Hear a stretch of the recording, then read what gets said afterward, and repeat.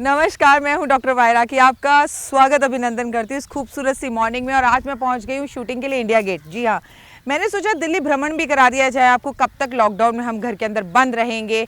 तो मैं हूँ इस वक्त सुबह 6 बजे इंडिया गेट पर, जहाँ पर हम शूटिंग कर रहे हैं। और आज हम आपसे बात करेंगे सबसे बड़ा रोग क्या कहेंगे लोग। अक्सर हमारे मन में यही सवाल आता है ना, लेकिन ऐसा दुनिया में एक शख्स मुझे ढूंढ कर बता दीजिए जिससे सारी दुनिया खुश हो, ठीक है। या मुझे दुनिया में एक ऐसा शख्स बता दीजिए जिसके अंदर सारी खूबियाँ हो। आई थिंक भगवान को भी लोग नहीं छोड़ते हैं। जिस मूर्ति को दिवाली पर लोग बड़ा सजा कर, मुहूर्त पता कर कर और अच्छे से सजा सवर कर अपने यहाँ पर धनतेरस पर या दिवाली पर रखते हैं, उसी मूर्ति को अगले दिन अपना काम निकलने के बाद किसी पेड़ के नीचे रख कर आ जाते हैं। यहाँ लोग भगवान को भी वक्त के हिसाब से छोड़ देते हैं। तो सबसे बड़ा रोग क्या कहेंगे लोग। मैं आपसे सिर्फ इतना कहना चाह रही हूँ कि बहुत ज़्यादा ना अच्छा बनने की ज़रूरत नहीं है, क्योंकि बहुत ज़्यादा अच्छा बनने के चक्कर में इंसान जो है उस पर्सनालिटी से भी कहीं दूर चला जाता है और अपने आप को खो देता है। कहीं आप भी तो उन लोगों में से नहीं हैं। कई लोग मुझे बार बार कहते हैं, राखी जी मैं जिसके साथ अच्छा करती हूँ वही मेरे साथ बुरा करता है, मेरे साथ ये धोखा हो जाता है, मुझे लोग समझ नहीं पाते हैं। क्या आप भी उन्हीं लोगों में से एक हैं? और अगर आपका जवाब है हाँ राखी जी मेरे साथ भी ऐसा ही होता है, तो ये कार्यक्रम, ये स्क्रिप्ट आज आपके लिए, सिर्फ आपके लिए। ये जीवन जिंदगी में ना दोबारा नहीं मिलेगा, और मिलेगा या नहीं मिलेगा, पर ये जिस जीवन में मैं डॉक्टर वाई राखी हूँ, मुझे ये ज़िंदगी दोबारा नहीं मिलेगी। अब मैं आगे दोबारा जन्म लूँ तो मैं कोई और जन्म लूँगी, किसी और नाम से लूँगी, बट ये गारंटीड है कि मुझे ये जन्म दोबारा नहीं मिलेगा। जब मुझे ये ज़िंदगी दोबारा नहीं मिलेगी तो इसने क्या कहा, उसने क्या कहा, ये क्या कह रहे हैं, वो क्या कह रहे हैं, इस चक्कर में अपनी ज़िंदगी बर्बाद क्यों करूँ। वो देखो किसी की लड़की भाग रही है तो लोग ये भूल जाते हैं कि उंगली जब आपकी तरफ होती है तो ये 3 उंगलियां आपकी तरफ भी होती हैं। बेटी आपके घर भी है, और ना सही तो बहू आपके घर है, पत्नी आपके घर है, माँ आपके घर है। इसलिए सोच कर उंगली उठाएं तो बेहतर होगा। मैं ना जिस जगह पर खड़ी हूँ वहाँ एक आम का बड़ा खूबसूरत सा पेड़ मेरी आंखों के सामने है और फलों से लदा हुआ है। मतलब मेरा खुद का मन कर रहा है कि मैं एक पत्थर मार कर एक आम तोड़ लूँ। बहुत दिनों बाद वो बचपन वाली हरकतें याद आ रही हैं। कहना ये है, मोरल ऑफ द स्टोरी, एक पेड़ जो फलों से लदा हुआ होता है, पत्थर भी उसी के ऊपर सबसे ज़्यादा आते हैं। बात उसी की होती है जिसमें कुछ बात होती है। जब समाज में आप बदनाम होने लगो, मतलब not in a wrong way, मतलब जब लोग आपको गिरा नहीं पाते ना, आपको अपने से उठता हुआ देखते हैं, तो लोग आपकी कुर्सी खींचना चाहते हैं, आपकी बदनामी करना चाहते हैं, आप में मीन में ढूंढना चाहते हैं, और सिचुएशंस खराब होती चली जाती है। क्या आप भी उनमें से एक ही हैं? तो इस सिचुएशन से प्लीज़ ज़रूर बचिए आप। फलों से लदा हुआ जो पेड़ होता है उसी पे सबसे ज़्यादा फल आते हैं। ये ज़िंदगी ना मिलेगी दोबारा, बात उसी की होती है जिसमें कोई बात होती है। हम सबको खुश नहीं रख सकते। ये 5 उंगलियां भगवान ने दी हैं, अंगूठा मोटा है, ये उंगली छोटी है, ये उंगली लंबी है, तो हम सबको खुश नहीं रख सकते। तो सबको खुश रखने की कोशिश कभी ना करें आप। भगवान जब भी इंसानों को, आपने देखा होगा इंसानों का जब कोई शव जा रहा होता है तो सारे इंसान बिल्कुल पीछे होते हैं, ठीक है। लोग कहते भाई तू मर गया, तू उस युग में, हम इस युग में, तू निकल आगे, हम तेरे पीछे ही ठीक हैं। कहने का मतलब सिर्फ ये है कि जब बारात जा रही होती है तो लोग आगे नाचते हुए जाते हैं कि तेरी खुशी में तुझसे आगे हम हैं, लेकिन दुख में लोग अक्सर पीछे हो जाते हैं। और इन लोगों के लिए सबसे बड़ा रोग पैदा कर लेते हैं आप अपने अंदर, जो कोरोना से भी खतरनाक है। क्या कहेंगे लोग। तो लोगों की परवाह करना बिल्कुल छोड़ दीजिए। यहाँ मैं इंडिया गेट पर खड़ी हूँ, और जब सामने इंडिया गेट पर देखती हूँ तो शत नमन करती हूँ। आप भी नमन कर लीजिए हमारे उन सैलानियों के लिए, हमारे उन सैनिकों के लिए, हमारे असली हीरोज़ के लिए, जिनकी वजह से इस खुले आकाश में खड़े होकर आज मैं ये शूट कर पा रही हूँ। नहीं तो आज भी हम गुलाम होते। जब भगवान ने किसी भी इंसान की शक्ल एक जैसी नहीं दी तो आदतें एक जैसी कैसे हो सकती हैं, है ना। सबको खुश रखना मुश्किल है, इसलिए खुद को खुश रखिए। जैसे जिसके संस्कार होते हैं वो वैसा ही काम करता है। सपोज आपका पड़ोसी, आपकी नंद, आपकी जेठानी, आपकी सास आपको बहुत ज़्यादा तंग कर रहे हैं, तो पहले तो ये समझ लीजिए कि वो अपने संस्कार दिखा रही हैं। अभी रिसेंटली मेरे पास एक लड़के का कॉल आया, राखी जी लड़की में क्या क्वालिटी देखूं। मैंने कहा उसकी माँ को देख ले भाई, माँ जैसी होगी बेटी बिल्कुल उसकी परछाई होगी। ये बात समझ लेना। परिवार में जब हम शादी करते हैं तो हमारी शादी एक लड़के से या एक लड़की से नहीं, उस परिवार से होती है। आप अपने आत्मविश्वास को दूसरों की बुराइयां और निंदा सुनकर ख़त्म कर लेते हैं। जैसे हम सुनते हैं ना किसी ने हमारी बुराई करी, हमारा कॉन्फिडेंस बिल्कुल डाउन हो जाता है। ये देखिए आज के बच्चे कितनी स्पीड से गाड़ी लेकर जा रहे हैं, इन्हें ये भी नहीं होश कि घर पे इनका कोई इंतज़ार कर रहा है। ये रैश ड्राइविंग्स, वो भी मॉर्निंग टाइम पर, इसीलिए होती हैं प्रॉब्लम्स।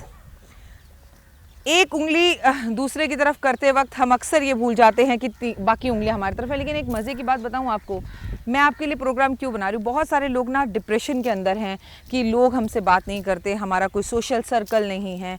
आपके पास ना आपका अपना एक परिवार है जिसमें एक बच्चा होगा, माँ होगी, बीवी होगी, भाई होंगे। हम ना आज भाई को घर के अंदर कोसते हैं और बाहर दोस्त से सुबह फ़ोन करते ही पूछते हैं, हाँ भाई कैसा है तू, ठीक है, किसी चीज़ की ज़रूरत है तो बता दो, मैं तुरंत आ जाऊँगा, तेरे भाई का फ़ोन खुला हुआ है, तू जब मर्जी कॉल कर लियो। लेकिन सगे भाई से बात करने में हमें हिचकिचाहट होती है, हमें वो अपना दुश्मन लगता है and we are not feeling comfortable. ऐसा क्यों? आप हमेशा एक बात समझिए कि जब आपके घर में कोई योग होगा, जब आपके घर में कोई शादी होगी, कितने दोस्त बुला लो, लेकिन जो कल्चर और संस्कार है ना वो आपका परिवार ही निभा रहा होगा, आपका भाई, चाचा, आपकी बहनें वही निभा रही होंगी। लेकिन काश ये बात हम समझ जाते और रिश्तों का मजाक उड़ाना बंद कर देते। सबको एक जैसी सोच देना बहुत मुश्किल है।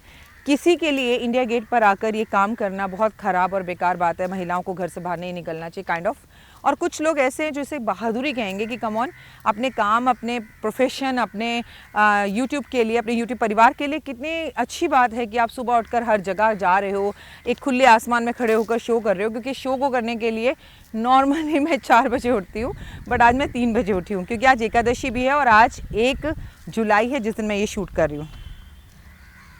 अक्सर हम ना कह देते हैं जब से ये लड़की शादी कर कर आई है ये हमारे घर को ख़राब कर रही है। आपको एक बात बताऊं, कोई भी इंसान आपके घर को ना कभी ख़राब कर सकता है ना आपके घर को कभी बना सकता है। क्या आप दूध पीते बच्चे हैं कि आपकी पड़ोसन ने आपकी बहू को समझाया और आप मान गए कि हमारे रिश्ते ख़राब हो रहे हैं, ठीक है, और दूसरों पर हम तिकड़ा फोड़ना शुरू कर देते हैं। मसलन एक एग्जाम्पल दूंगी, एक महिला के पति का एक्स्ट्रा मैरिटल अफेयर चल रहा है तो वो क्या कहेगी, इस औरत ने मेरा घर ख़राब कर दिया। क्या उस औरत ने आपका घर ख़राब कर दिया? इसमें आपके पति का कोई रोल नहीं है। हम हमेशा बहुत आसान काम करते हैं और आसान काम क्या होता है, खुद ना पढ़कर दूसरे बच्चे की चिटिंग कर लेना। वैसे ही अपनों को गलत ना समझकर दूसरों पर गलती थोपना, ये बहुत आसान है।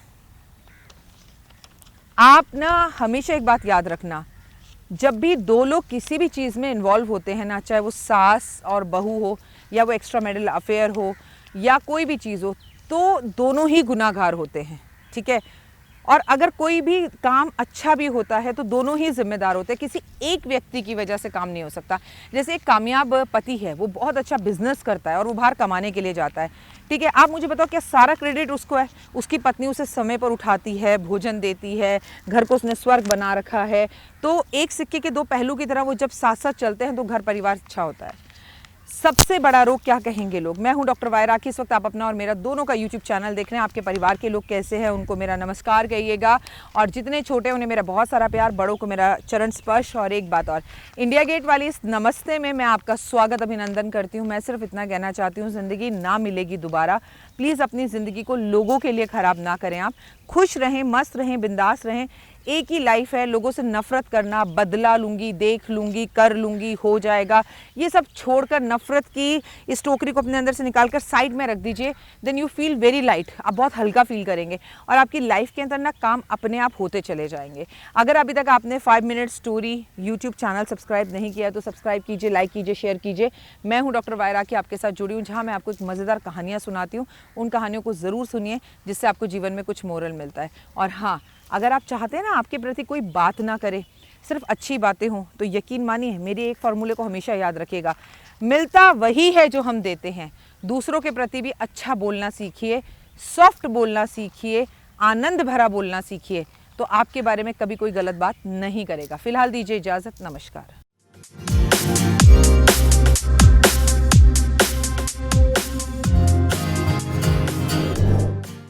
मैं डॉक्टर वायरा की आप लोगों का स्वागत अभिनंदन करती हूँ। Thank you so much. पोटली के लिए अभी से आप इतना जोश दिखा रहे हैं। दिवाली पर मैं आपको पोटली भेजती हूँ और 9 दिन नवरात्रों की पूजा होती है।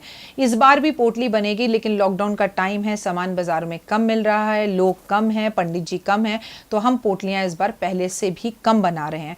अगर आपको वो चमत्कारी पोटली चाहिए जो दिवाली पर मंगाकर आपने पिछली बार अपने घर रखी थी, तो आप हमसे संपर्क जल्द से जल्द करें, क्योंकि पोटलियों की बुकिंग शुरू हो गई है और गिनती की पोटलियाँ बनेंगी और ये पोटली आपके घर आपको पहुंचाई जाएगी। अगर आप पोटली चाहते तो ऊपर दिए गए 3 नंबरों पर फोन करें, लेकिन जब भी आप पोटली के लिए फोन करें सबसे पहले मेरी ये सीट देखें, माँ सरस्वती को देखें, पूरा ऑफिस देखें कि आप पोटली सही राखी से मंगवा रहे हैं या नहीं मंगा रहे।